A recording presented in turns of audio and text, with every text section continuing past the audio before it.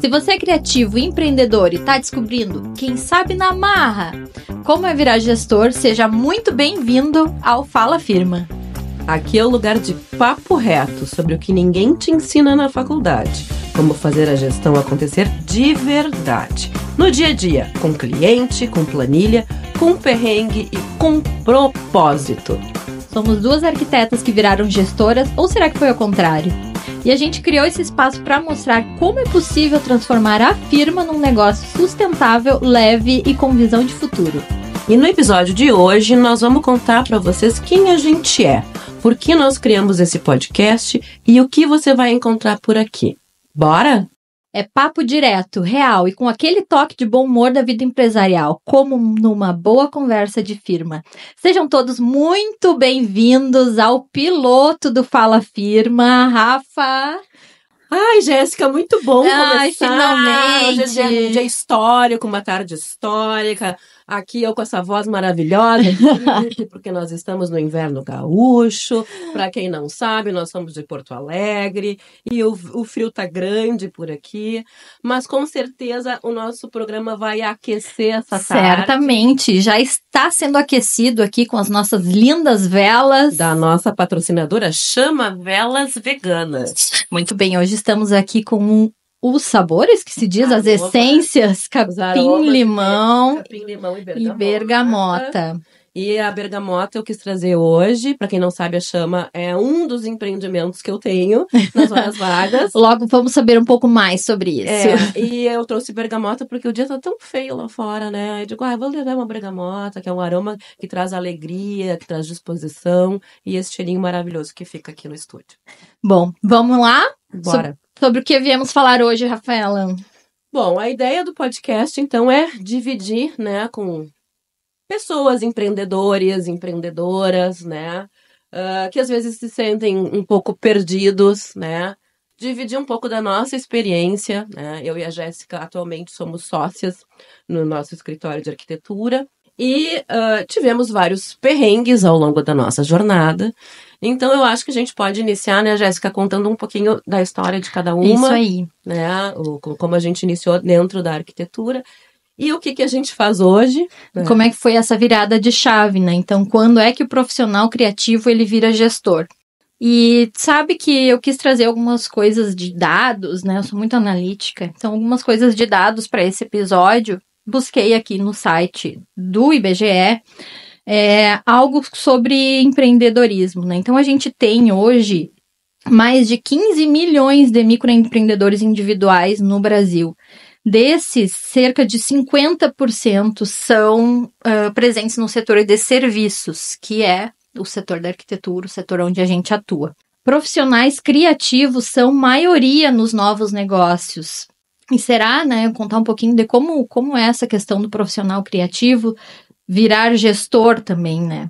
Também tem uma questão que a gente puxa muito para o nosso curso da arquitetura, que só 3% dos cursos de arquitetura abordam gestão com profundidade. 3%, eu tive zero. Nessa época ainda foi um pouco pior, né? Uhum. E 1 a cada 4 pequenos negócios fecha por falta de gestão. Então, Rafa, conta um pouquinho para nós como é que foi essa tua expertise, virada de chave, com o que tu atua hoje? Então, eu tô formada já há 25 anos, né? Fiz arquitetura, a vida dá muitos giros, né? E eu acho que a gente tem que saber surfar a onda que o mar tá nos levando, né? Então, eu me formei, eu fiz arquitetura pensando que eu ia fazer restauração.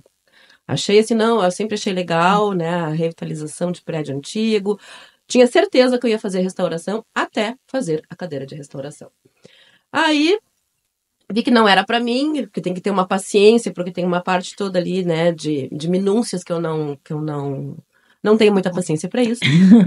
Sabendo desde o início que não tinha paciência, né? Não ia rolar, por mais que meu sonho fosse, né, restaurar a Capela Sistina na Itália, já me imaginava com um andaime, assim, né, eu via que aquilo ali não era para mim. E aí acabei fazendo o que todo estudante de arquitetura, logo quando se forma, faz, que é escritório de interiores, né? Então eu tinha ali, fazia projetos de interiores, obras. Mas, ao mesmo tempo, eu sempre fui muito impaciente, né? Eu me formei, eu já queria sair ganhando dinheiro. E aquela coisa de formiguinha, de fazer um projetinho aqui, outro ali, aquilo estava me angustiando. Era um trabalho muito demorado, com um retorno financeiro muito pequeno. Então, ao mesmo tempo, eu comecei a fazer perícia judicial. Que eu tenho uma amiga que é advogada, e ela disse, mas por que tu não deixa teu currículo no cartório? Naquela época funcionava assim, né? Uma coisa mais informal. Eu nunca tinha ouvido falar que arquiteto pudesse fazer perícia judicial. Então, aquilo ali foi uma coisa que eu comecei a me inteirar e ver, olha, dá para ganhar algum dinheiro, né, e tal. E eu comecei a ver, né, ela me apresentou ali alguns casos que eu achava, não, acho que dá para encarar. E aí comecei, né, a fazer essas perícias, e as perícias, elas têm uma coisa muito interessante, que cada caso é uma coisa diferente, tu é obrigado a estudar, né? Então eu aprendi muito fazendo perícia judicial, muito mesmo, assim, de N, né, atividades dentro da própria arquitetura. E tanto aprendi que a juíza que me nomeava sempre, ela atuava numa vara civil, ela foi para uma vara da fazenda, e ela começou a me nomear para fazer avaliação de imóveis. Opa. Então, tudo era surpresa pra mim. Que ano era isso, Rafael? Isso sem querer mentir. Quantos anos atrás? 2004, 2005, por ali. Muito antes da gente ter a Caixa, de repente, não? Foi nesse daí, aí que a Caixa entra na história. Perfeito. Né? Aí eu via que, eu digo, mas arquiteto faz avaliação de imóveis, engenheiro faz avaliação de imóveis, desde quando, né? Faculdade, nunca pensei em fazer perícia na faculdade, muito menos avaliação de imóveis. Aí, pra eu não perder, né, aquela renda extra que eu tinha fazendo essas perícias, eu fui atrás, né, e fiz um curso no CREA, na época, de avaliações, e dei sorte que naquele mesmo ano, foi final de 2005, abriu o edital da Caixa para contratar engenheiros e arquitetos para fazerem as avaliações dos imóveis para financiamento. Então, ali foi uma das grandes viradas da minha vida, né, porque eu acabei estudando muito, uma parte mais voltada para engenharia do que para arquitetura mesmo. Um pouco fora do currículo da arquitetura. Totalmente. Né? E eu tive, pessoalmente, um dilema muito grande nessa época. Porque eu me senti... Eu fiz arquitetura porque eu era criativa. Porque eu gostava de projetar, porque eu gostava de inventar. E a parte de perícias e avaliações é uma parte muito técnica, muito dura, né? Muito burocrática até. E eu fiquei naquele dilema, mas o meu bolso pesou, né? Quando eu via que eu fazia uma perícia que tinha início, meio e fim, e ganhava X, e eu fazia um projeto que não tinha fim nunca projeto. E ganhava a metade do X. Para quem tá aqui e não é da arquitetura, é importante dizer que projeto de arquitetura ele só termina quando a gente define que ele acabou, porque senão ele é eterno. E uma das coisas que arquiteto gosta muito de fazer é justamente essa parte criativa. Então, a gente se apega muito aos projetos. Então, a gente quer ir levando, assim, ó, eternamente aquele projeto na parte criativa e acaba não encerrando. Isso é ótimo, mas daqui a pouco, como a Rafa disse, né, o bolso acaba pesando mais, não é? Não, e não é só a gente, né? Tem o cliente do outro lado. É, isso aí. E o cliente, tudo que ele puder, ele vai pedir pro arquiteto. Exato. Então, por isso que a gente fala que é um trabalho que acaba sendo mal remunerado, porque não tem fim, né? Sim. E... Aliás, não tem fim se tu não souber dar fim, né? A nossa gestora depois... Exato. Como é que funciona. Mas então, aí nessa época, então eu foquei o escritório nessa parte de laudos técnicos, acabei daí deixando de lado, porque eu não tinha mais como levar concomitante, né, os projetos, a execução de obra, mas os laudos que estavam demandando muito naquela época, tinha muito volume. E aí que o meu lado empreendedor entrou, né? Eu via como um negócio. Né? Hoje eu digo que eu sou muito mais feliz como empresária, empreendedora, do que como arquiteta. A arquitetura foi um meio que fez eu me realizar. E qual foi o ponto, assim, o estalo que tu viu que tu estava saindo dessa parte criativa? Qual foi a virada de chave indo mais para gestão? Assim, opa, não tô mais me vendo como arquiteta. Levou um tempo ainda, né? A partir perfeito. desse tempo, levou bastante tempo. Porque eu tinha, nesta época, uma característica muito de ser centralizadora. e de achar que não, ninguém fazia o trabalho melhor do que eu, né? Mas aí eu fui obrigada, porque como eu queria crescer, eu queria expandir, então eu queria colocar novos profissionais para trabalharem para minha empresa. E a Caixa, ela é muito rígida, né? Nós estamos falando agora, eu estou falando Caixa Federal, porque é a maior instituição financeira, né, de habitação. E também trabalhamos muito tempo com o Banco do Brasil, foram os bancos que a gente mais trabalhou para esses laudos de financiamento. Então, aí, nessa época, eu fui obrigada a contratar pessoas e treinar pessoas. Porque isso é outra coisa também. Arquiteto nunca tinha ouvido falar, ninguém queria ser meu estagiário, né? Porque é uma coisa de outro mundo. Porque os estagiários, eles queriam trabalhar num escritório de projeto, de execução, de criação, né? Bom, enfim, então eu treinei várias pessoas, tive a sorte de ter pessoas muito competentes comigo ao longo desses anos, parceiros que viraram sócios, né? Pessoas que hoje eu sei que, né, que dominam muito bem a técnica, e acabei expandindo. Então, assim, nosso escritório teve um ano né, um período lá que foi considerado o maior escritório que atendia a Caixa Federal aqui no Rio Grande do Sul. Olha só. Bom, respira. Toma uma espumante. Uma espumantezinha. Pra dizer também que aqui a gente não faz nada de bico seco, né? Uma boa oportunidade pra gente brindar sempre estamos aí. Se uma pessoa que está nos escutando e quer nos prestigiar, mandar uma espumante para cá, a gente está aceitando. Libera o endereço para vocês. Mas então, seguindo, para acabar logo a minha história, que a história é muito longa, acabei virando, então, uma empresária trabalhando com laudos técnicos focados em avaliação de imóveis. E o meu cliente Master Blaster era a Caixa Federal. Muito bem. O que aconteceu em 2019 para 2020? Pandemia? Não foi a pandemia. Antes da pandemia, eu já me ferrei sozinha. Foi o primeiro ano que o edital da Caixa foi eletrônico. E então eu tinha que botar todos os papéis da empresa, de todas as pessoas, num edital. Só que assim, o edital de Santa Catarina e do Rio Grande do Sul, ele tinha a diferença de um número. Um era 1988, nunca vou esquecer, e o outro era 1989. Tá? E os dois tinham a mesma sigla, né, interna da Caixa. A Rafaela colocou tudo no edital errado. Ou seja, num mês eu tinha dinheiro entrando, no outro eu tinha 0 entrando. E a minha falha maior foi que eu não me planejei, eu não tive a preocupação de juntar dinheiro ao longo desses anos. Né? Eu vivi vacas gordas durante um bom tempo e eu não guardei dinheiro nessa época. E o cliente era basicamente a Caixa. Era um cliente. Então, vários erros, né? Foram vários erros que a gente aprende. Com certeza. Né? Inclusive, pode virar um quadro aqui do nosso programa, né?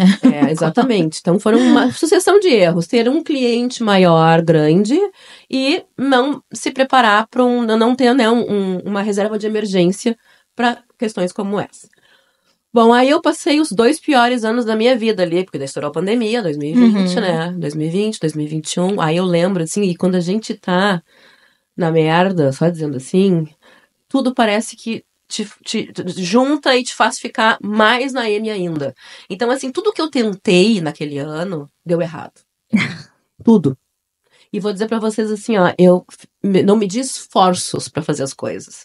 Eu procurei credenciamento no Itaú, credenciamento no Bradesco. Eu procurei licitações, eu participei. Sempre pensando dentro da mesma caixa. Sempre ali, né? Participei de licitações. Eu lembro que nós participamos de uma licitação que era um valor, assim, horroroso, né? Mas eu tava pegando qualquer coisa. E ainda teve, assim, conseguiram roubar documentos meus assim, foi uma coisa... Chegou no fundo do poço. Que até boletim de ocorrência eu tive que fazer, tá?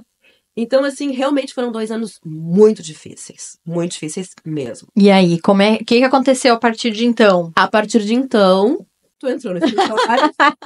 Olha, eu puxando a sardinha, ó. Tu entrou no escritório, né? Na verdade, eu sempre te namorei. Isso aí. A Rafa me namora há anos, assim, né? Ó. Ia lá, fazia uma coisinha, tomava um café. Mas vem cá, guriazinha, tu não quer fazer tal coisa? Não, me deixa. Não, a Jéssica, eu já tava de olho nela há muito tempo. Não consigo, agora não posso. Sempre dando pra trás, assim. Pra contextualizar vocês, a Jéssica é casada com um dos meus sócios, que é um engenheiro, que já trabalhava comigo há muito tempo. E eu sabia da existência da Jéssica, eu sabia das competências da Jéssica, então eu sempre ficava de olho nela. E aí deu a causalidade, que a gente estava sem trabalho, né, um volume grande de trabalho, eu tive que dispensar uma boa parte da minha equipe. E aí a Jéssica entrou e a gente começou a fazer outro tipo de trabalho, né?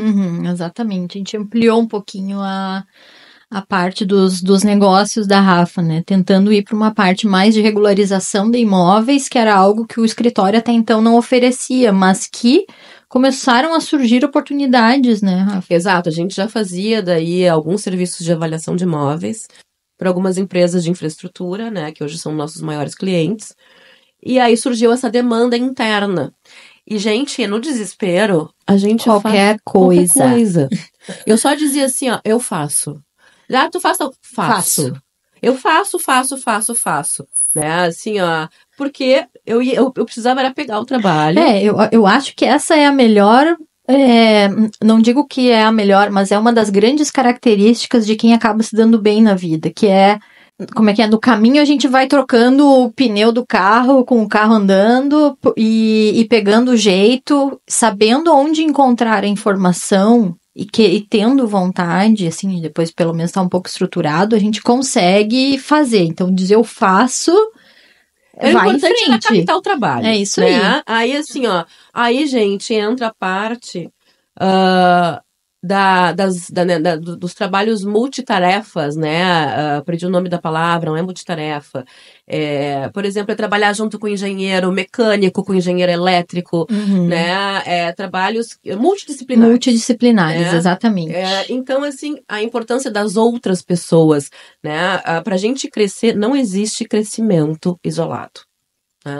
Isso não existe. Tu cresce quando tu tem um time, quando tu tem pessoas que possam te apoiar e todo mundo crescer junto. Eu acho que essa é a grande diferença de uma empresa que não vai para frente e de uma empresa que sobe. Porque quando sobe todo mundo. Perfeito. E é esse espírito de equipe, né, que eu acho que é muito importante a gente ter. E foi a partir de então que tu se viu como gestora. Sim. Ali. A partir dali eu vi que não, agora meu lugar não é mais. A centralização acabou. Não, eu vi assim, eu já fazia 10 anos que eu tava com o pessoal, né, que trabalhava com avaliações comigo, né. Foi legal que eu vi a evolução dessas pessoas também, né. Tiveram pessoas que entraram muito cruas e que agora elas estão ótimas, é legal de ver isso de também, ver a evolução do teu time, né. Exatamente. Então aí a gente apostou no próprio time, né, porque a gente não queria... como foi um baque para mim, foi um baque para todo o escritório, né? Então, essa é uma das coisas também que um gestor, né, um empresário sofre quando tem uma crise, porque tu não afeta só a ti, tu afeta todas as pessoas que dependem de ti. Todo mundo vai junto no barco, seja para bem ou seja para mal também, e né? todo mundo ali tem todo suas mundo contas pra pagar, tem remando. filho, tem mulher, tem marido, enfim, né? A vida acontecendo, né? Ela não espera. Nesse período, então, que entraram, né, que se abriu essas oportunidades, né, de outros trabalhos dentro dos clientes que a gente já tinha, que foi acho que foi a segunda grande virada de chave, né? Então, essa foi a segunda virada do escritório, né? Quando a gente ampliou para outros trabalhos que eu não fazia a mínima ideia. Né? Perguntam pra mim, a regularização de imóveis, o meu escritório faz, meu escritório é referência, mas quem sabe de regularização de imóveis é a Jéssica. É o time, né? É o time que sabe. A Jéssica e o time dela, né? Eu não entendo. A avaliação de imóveis, sim. Perícia judicial, sim. Agora, né? Então, a gente também tem que ter a humildade, né, no momento de crise, de reconhecer as nossas limitações e de fazer com que as pessoas somem no teu time, né? E ver as oportunidades onde a gente não via. Eu acho que a dor faz isso, sabe? A dor faz tu ter uma visão mais ampla, te obrigar a ver outras coisas que tu não via antes. Então, só para trazer em números para vocês, assim, um pouco, né, do que aconteceu no escritório, eu tenho 2 pontos de inflexão bem grandes, assim.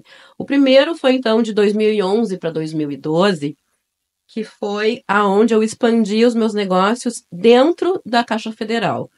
Que eu contratei daí mais pessoas, eu treinei mais pessoas. Então, neste ano aí, a gente saiu de um atendimento Porto Alegre, Grande Porto Alegre, para um atendimento todo o estado. Né? Então, neste ano, na virada de 2011 para 2012, o nosso faturamento anual triplicou. Né? Com essa jogada de contratar mais pessoas e atender mais locais. Né? Aí, de 2019 para 2020, o nosso faturamento caiu para menos da metade. Então, ali foi um período muito difícil e nós ficamos patinando até 2022. Então, em 2022, eu participei de uma licitação, né, com uma empresa de infraestrutura daqui do estado. E começou um projeto pequeno, né? Nesse meio tempo, e eles gostaram do nosso trabalho. A gente teve a sorte assim, de pegar 2 gestores, 2 pessoas muito legais, né? Que deram oportunidade pra gente mostrar o trabalho, né? De fato. Deram. Aí, nesse meio tempo, a empresa se privatizou, né? Agora todo mundo já sabe qual é. Nós não vamos dizer. Patrocínio de graça, não. Não vamos. Quem sabe um patrocínio, né? Aí, nesse período, a gente conseguiu expandir dentro desta empresa para outros serviços, né? Então, também isso é uma outra jogada estratégica, aproveitar os nossos clientes e ver o que a gente pode oferecer para eles, né? E uma das coisas que a Ritter sempre foi, desde que eu estou lá, né, sempre foi muito aberta é a isso. Olha, se esse cliente está gostando do nosso trabalho e se a gente tem a oportunidade de mostrar outras coisas que a gente faz, abrir o nosso portfólio de trabalhos e construir até junto com eles soluções que daqui a pouco a gente está enxergando, eles nem sabem que eles precisam, e foi isso que aconteceu, né, em dados casos com inclusive, assim, a gente vê, né, como a gente tem tudo muito alinhado, né, no escritório, tem todos os processos bem alinhados, né, então, as equipes que são para determinados projetos, né, os prazos, os períodos, os faturamentos, a gente tem tudo alinhado, a gente consegue ver que a gente pode ajudar,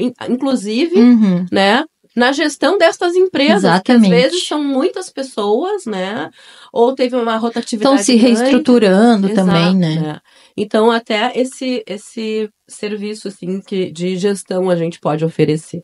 Mas só para complementar, então, aí, seguindo nessa ordem cronológica, de 2022 a 2023, com esta nova, vamos dizer assim, este novo mapeamento da empresa, a gente dobrou o faturamento. E para esse ano, a previsão é a gente quadruplicar. Uhul! Estamos passando dos 6 dígitos bonito, né? Ai, coisa boa. No faturamento anual da nossa empresa. Então, graças a Deus e graças às pessoas, ao time, né? Ao nosso time. Uma das coisas que eu admiro muito a Rafa é com relação a essa questão de como buscar o time, como encontrar pessoas que se alinhem ao propósito da empresa para trabalhar em conjunto e como passar esse conhecimento técnico para essas pessoas. Então, conta para nós qual é o segredo de encontrar profissionais. Eu sou péssima nisso, tu acredita? Não é. Só encontrou gente boa no teu caminho. Pra ti, mas não foi sempre assim. Não foi. Eu me lembro que para contratar estagiário era assim um drama. Eu tinha um dedo podre. Eu disse que eu tinha um dedo podre. Mas eu não sei, assim, tu sabe que essa leva, eu acho que o Romano veio nessa leva, a Elô veio nessa leva. Eu botei anúncio no jornal. No jornal, eu vi anúncio no jornal. Na época de anúncio de jornal, tá? Uhum. E aí, naquela época, assim, eu lembro que eu tinha tanto dedo podre que eu botei a minha cabeça no travesseiro e pedi, meu Deus, por favor, me ilumina e me ajuda a achar as pessoas certas. Porque eu sei, sério, não é brincadeira. E graças a Deus, assim, eu tive, assim, a felicidade. Tanto é que, assim, a Elô fazia parte da empresa, trabalhou um tempo para nós, inclusive para a Caixa. Depois ela saiu para fazer caminho solo, mas ela continua sendo como parceira, né? Então as pessoas, elas saem, mas voltam, né? A própria Andréia também, que era sócia, agora, né, teve neném, agora não, tô voltando. Exatamente. Né? Então, eu acho que tem muito também a ver com o clima de trabalho. O colaborativo, né? Ninguém ali é competidor entre si, todo mundo se ajuda e dá suporte uma coisa a outra aos demais e acaba todo mundo crescendo junto, né? Então, eu acredito que ao longo da jornada da Ritter isso foi se aprofundando, né? Esse time ele foi chegando aos pouquinhos, um indica para o outro. A gente conseguiu formar uma rede de parceiros em todo o Rio Grande do Sul, nacional, né? Uhum. Até para projetos nacionais. Com isso, né? A gente tendo bons modelos de trabalhos, já tendo batido. Uma outra coisa importante também, Jéssica, que agora eu tô falando, tô me lembrando, a gente participar de entidades. Né? Boa. Entidades profissionais, isso também é uma coisa que faz tu conhecer muitas pessoas, né?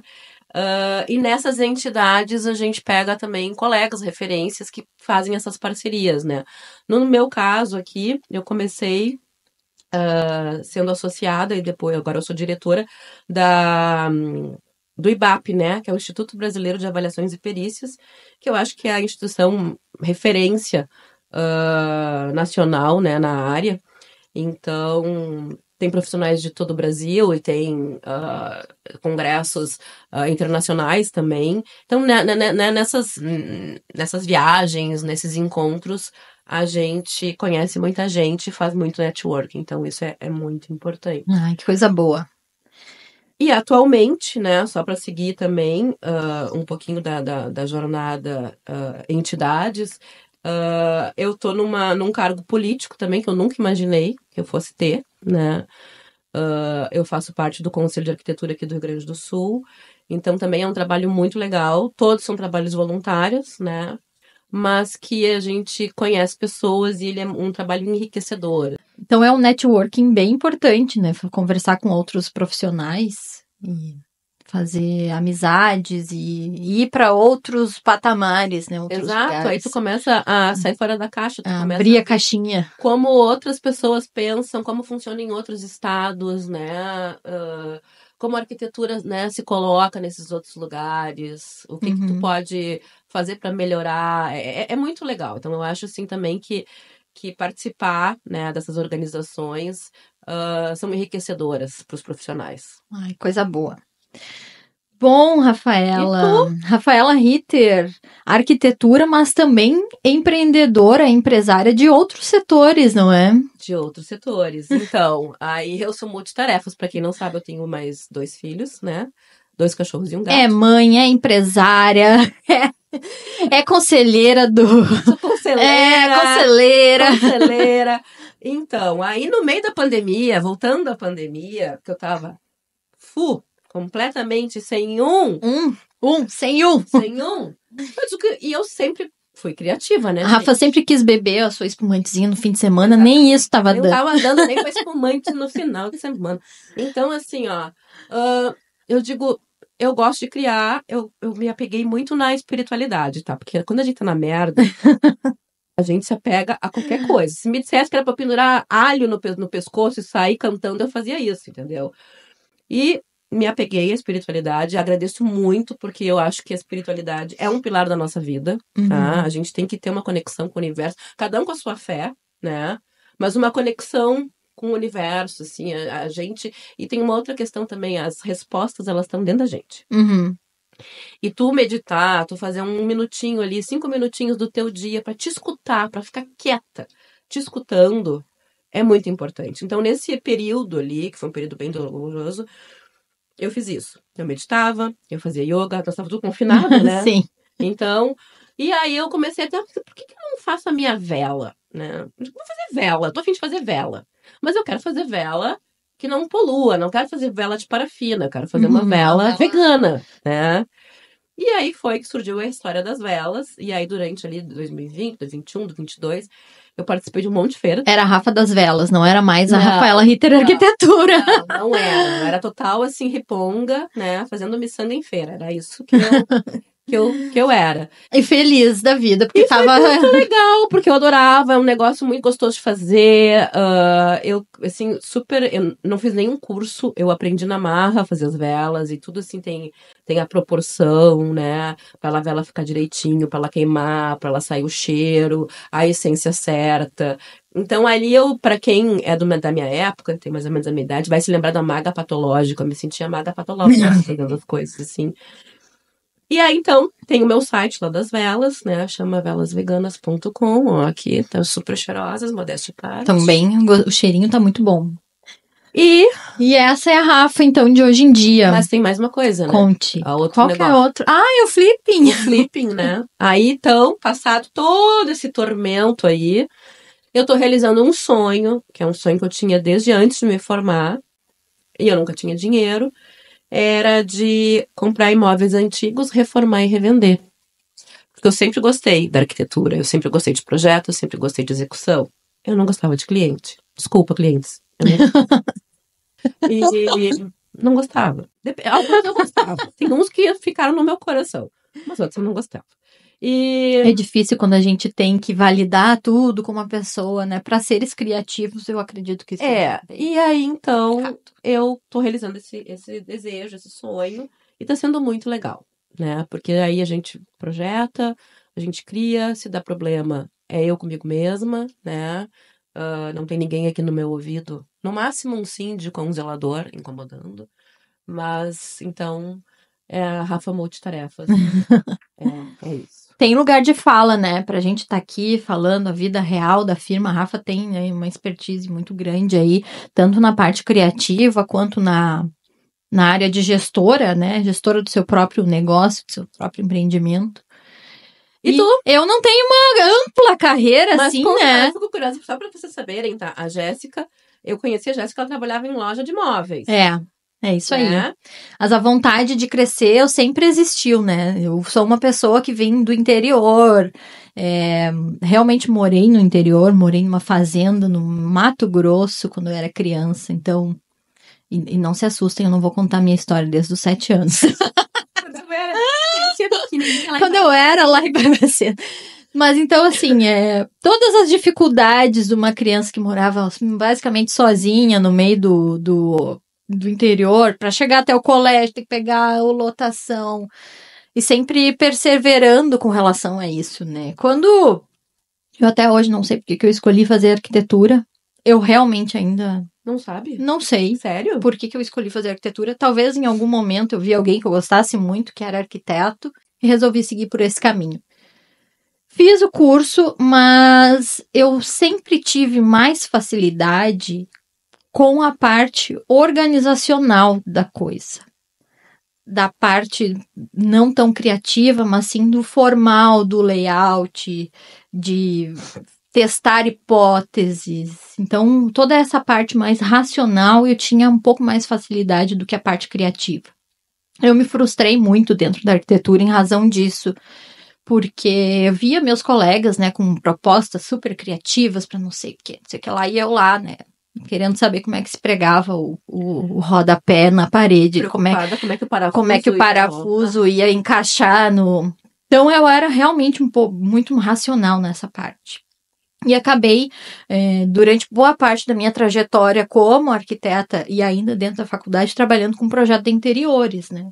Não na parte criativa dos escritórios, mas obviamente na parte braçal, como estagiária, né? Na parte braçal, fazendo detalhamentos e organizando listas de quando é que tem que entregar tal coisa, o cliente tal começa a obra em tal momento. E aí eu comecei a perceber que essa era uma grande dificuldade dos arquitetos, né? Que ficavam muito nessa parte da criação e do 3D e do render, e essa cor não combina com essa outra. E acabava que, o tempo passava, não conseguia pegar outros clientes porque não tinha terminado o projeto tal. Bom, veio uma crise, eu moro em Porto Alegre desde que eu me formei. E tive a oportunidade de conhecer pessoas me deram muitas oportunidades sem ao menos me conhecerem. Uhum. Então, comecei a trabalhar com escritório de arquitetura, comecei a trabalhar com obras e realmente ficava nessa parte mais organizacional do escritório. E, em dado momento, caí de paraquedas para trabalhar numa empresa de engenharia que fazia projetos de licitação, que era um mundo completamente diferente daquilo tudo que eu já havia visto dentro da arquitetura. Mas, como a Rafa disse, eu precisava de dinheiro para pagar o aluguel no fim do mês. Uhum. A gente sempre foi pobrinho, assim, né? Sempre foi, nunca sobrou dinheiro. Então, realmente, eu estava atrás daquilo que me pagasse uma grana no fim do mês para eu quitar o aluguel, a luz e a alimentação.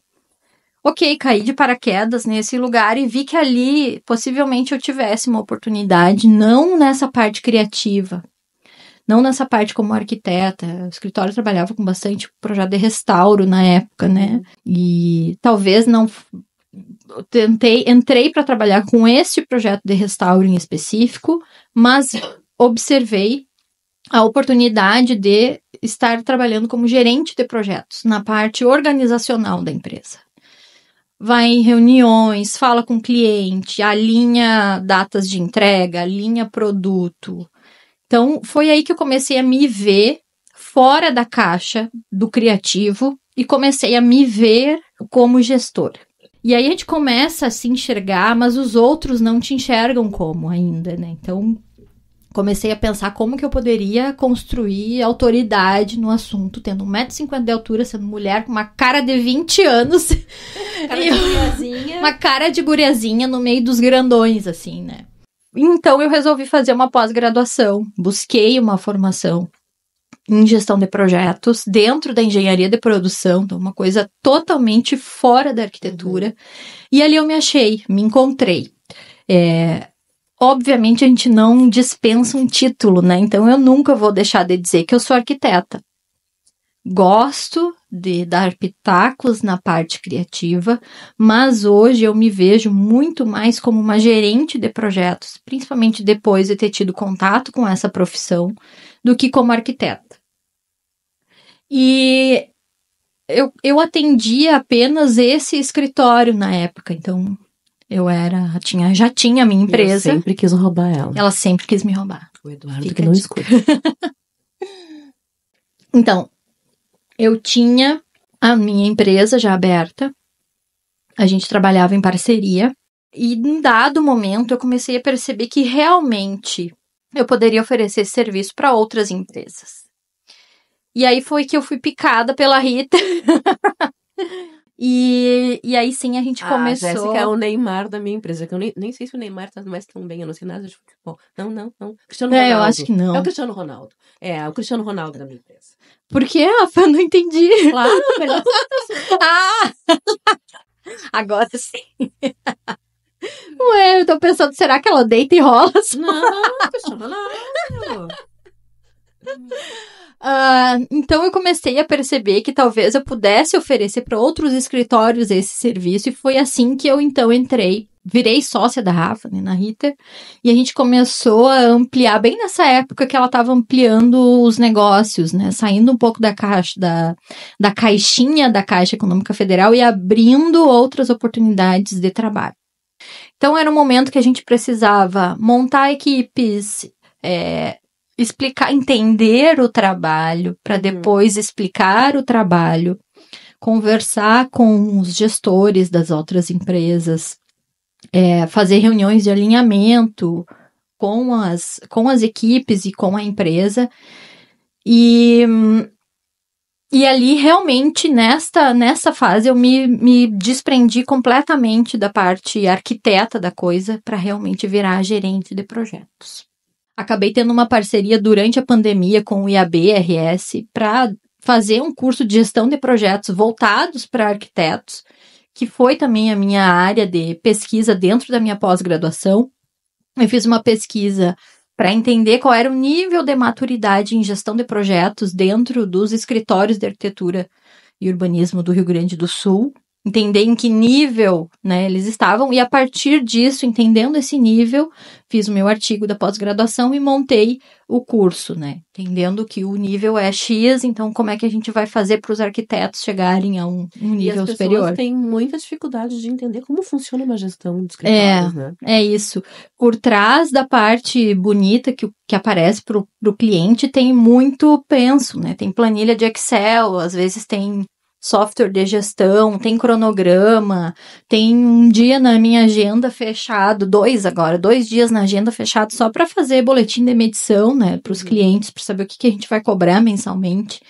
Então, eu me sinto muito feliz em estar indo para essa área cada vez mais, direcionando a minha carreira com essa virada de chaves. De chaves, não, de chave. De chaves. Tá bom, Chiquinha.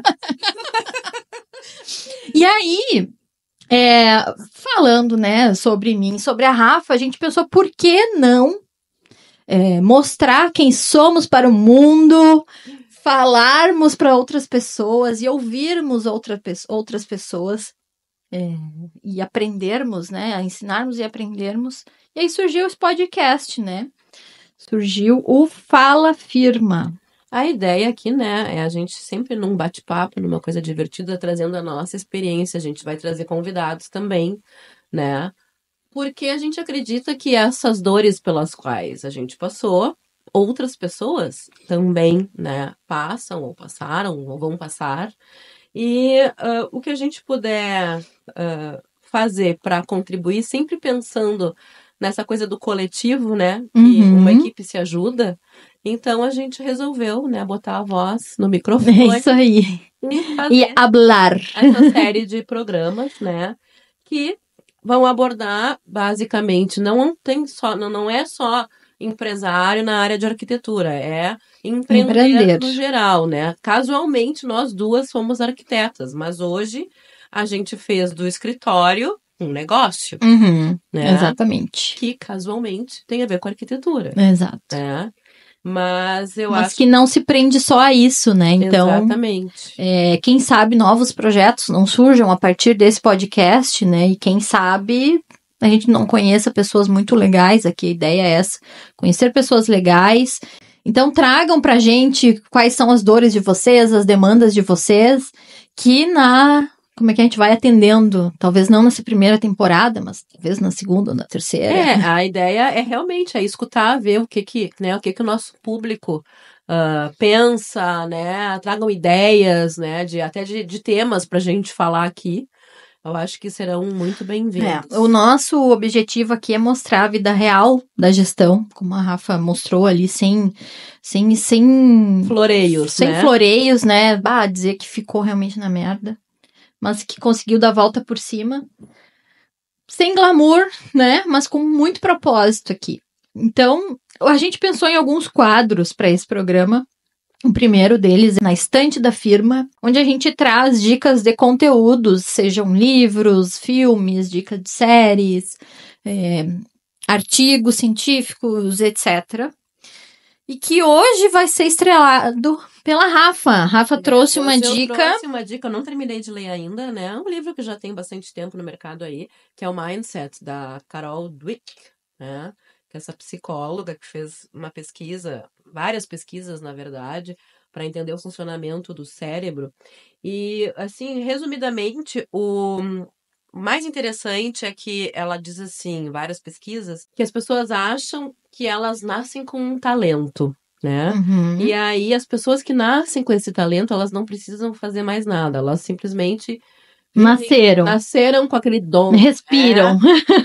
Só que ela trouxe, né, traz vários exemplos, assim, de pessoas, né, atletas, né, pessoas bem-sucedidas nas suas carreiras, que tinham talento, mas não exerceram, não potencializaram, né, não se esforçaram, né, porque todo talento, ele requer esforço. Treinamento, exatamente. O nosso cérebro, ela mostra aqui por A mais B, que o nosso cérebro, ele é treinável, né? Que se a gente tem uma aptidão para alguma coisa e a gente treina essa aptidão, o céu é o limite, né?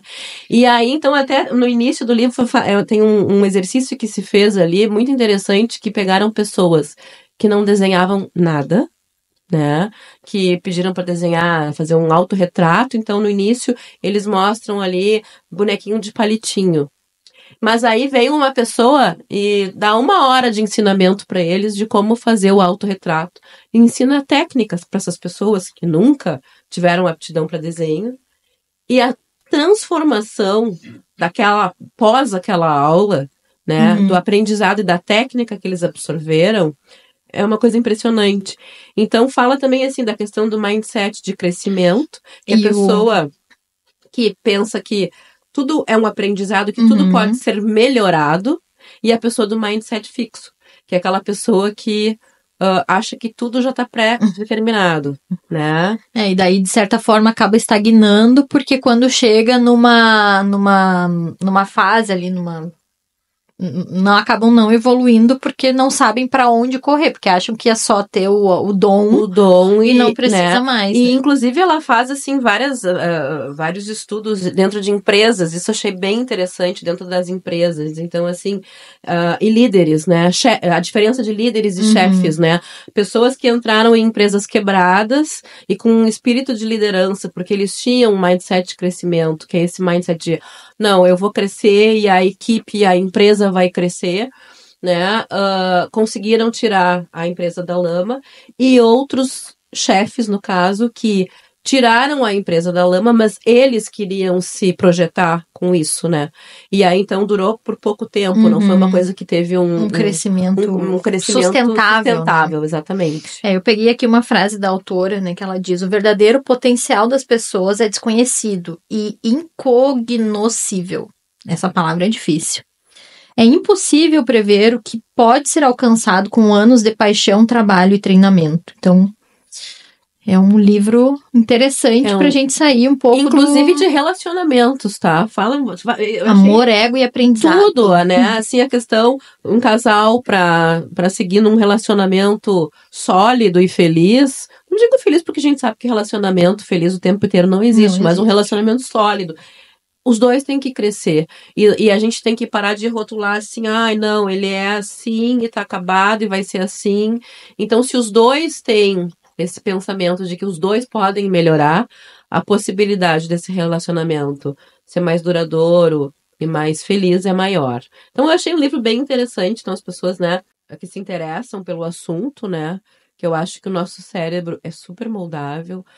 Hoje eu faço coisas que eu jamais pensei que eu fosse fazer algum dia na minha vida, né? E eu acho que o ser humano é isso, sabe? Se a gente treinar, a gente pode fazer qualquer coisa. Boa. Adorei a dica. Eu já li esse livro, mas quando eu tava na pós-graduação. E agora, para esse episódio, eu peguei novamente um resumo que eu tinha. Eu tenho o livro em casa, os rabiscos que eu já tinha feito nele. Deu vontade de ler de novo. Porque a gente tá sempre... Toda vez que a gente lê um livro, a gente interpreta de uma forma diferente, né? Conforme tá o nosso andamento e pensamento da vez. Então, fica a dica de leitura. Não é um livro muito grande, né? Ele também não é pequeno, né? Tem umas 300 páginas. Deixa eu ver aqui, ó, que o resto aqui é muito... Dá pra ler em uma semana. Eu já tô me remando, ele é mais tempo. É que ele tem 275 páginas. É um livro legal. Buenas. Também já tivemos aqui, né, o quadro da história real, que a gente denominou a vida real da firma.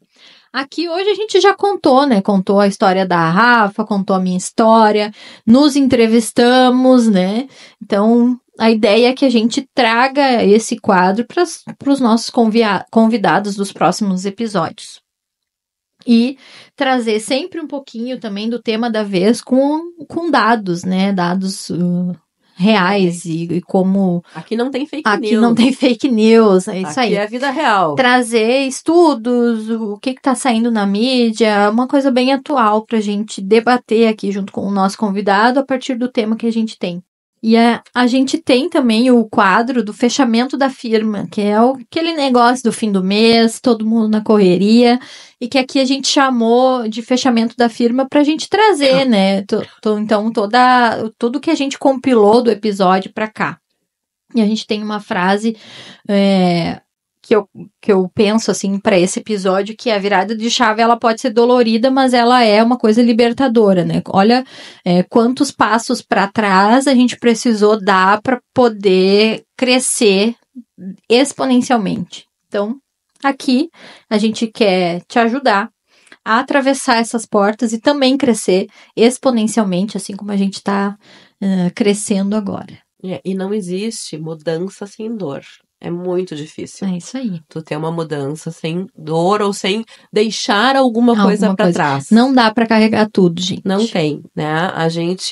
Eu lembro, tinha um bordão na época que eu fazia vestibular do Unificado aqui, que era: você é o resultado das suas escolhas. E para mim não tem frase mais certa do que essa, né? A gente é o que a gente escolheu ser.